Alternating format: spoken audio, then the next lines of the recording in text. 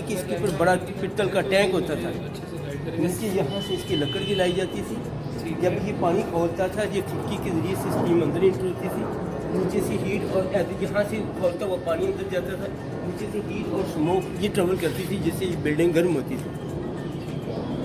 ये प्लस्तर जो काजी इसकी निशानदी काजी थी, इसके ऊपर बड़ा पानी का टैंक था पित्तल का, वो देखिए इसकी, और ये सारा ऊपर से कवर्ड होता था। ठीक है, वो देखिए, ये देखिए ये सारा कमर होता था, इसमें पानी वहाँ से इंटर होता था इसके अंदर, यहाँ से खोलता हुआ पानी जब स्टीम बनती है यहाँ से अंदर इंटर होती थी, नीचे से स्टीम और हीट और धुआं जाता था।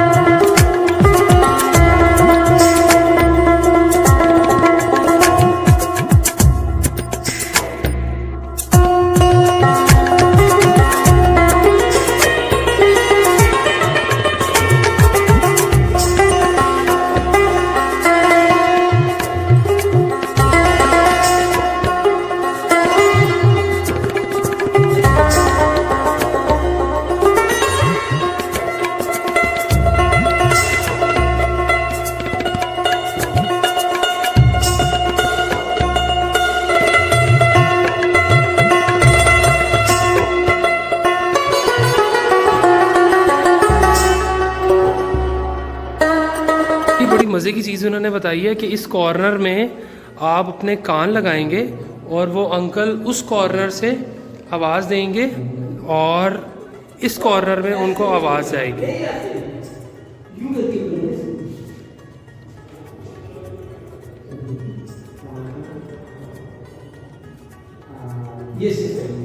जी ये बड़ी ज़बरदस्त और बड़ी मज़े की इंटरेस्टिंग चीज़ इन्होंने बताई है।